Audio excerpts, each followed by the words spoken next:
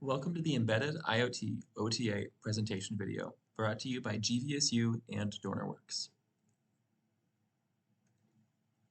Hello, I'm Chad Locker, and I'm an electrical engineer.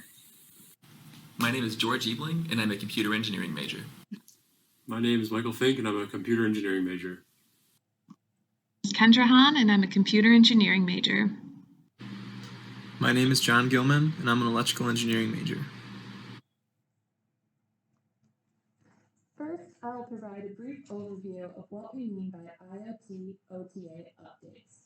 IoT stands for Internet of Things and refers to embedded devices which have an internet connection. OTA stands for over the air. OTA updates occur when a device is able to download a new firmware update over the air. As shown in the graphic below, a web application is used to initiate the update. The updated image is then downloaded by the IoT devices, also known as edge devices, in order to perform the update.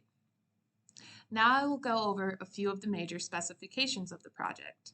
First, the specifications for the edge devices include a Wi-Fi connection to allow them to download updates, rollback protection for them to roll back to a previous firmware image in the event that an error occurs during the update process.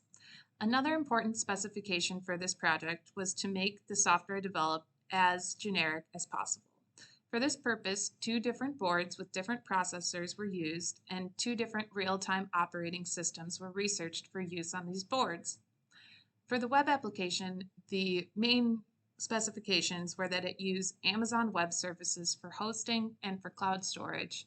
And the only major specification was that it be able to communicate with the edge devices in order to initiate updates. Next, I will talk about the project implementation. 2 development kits were used for firmware development on this project. The first was the NXP RT1060 evaluation kit, and the second was the microchip SAM-E54 evaluation kit. Different Wi-Fi modules were used with each of these development kits, and firmware was developed simultaneously on both boards for the duration of the project. In addition to this, a web application was developed using the Ruby on Rails framework. This web application interfaces with Amazon Web Services to allow images to be uploaded to the cloud, and it also communicates with the edge devices via MQTT messaging in order to initiate firmware downloads. While working in this project, we faced 3 major challenges. The first being our limited experience. While working in this project, we learned about how to develop software for new platforms, how to use different RTOSes like FreeRTOS and Zephyr. We learned how to debug and write bootloaders and write network wrappers rather than just use the ones provided before us. We also learned how to write C and C++ code for complex embedded applications. While gaining this experience, we began to understand the scope of the project a little better, and this proved to be a challenge for us. It ended up needing to drop 2 of the requirements, the first being the second RTOS, so we ended up not moving forward with using Zephyr as a real-time operating system, and the second being the custom hardware applications. We were only using development kits for the final deliverables.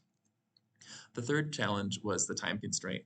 There was a lot that needed to be learned and a lot of work that needed to be done to deliver everything. And that is why we needed to end up working with DornerWorks to decide which specifications could be removed to perform an OTA update in the end. Thank you for watching our video. We appreciate your taking the time to learn about our project.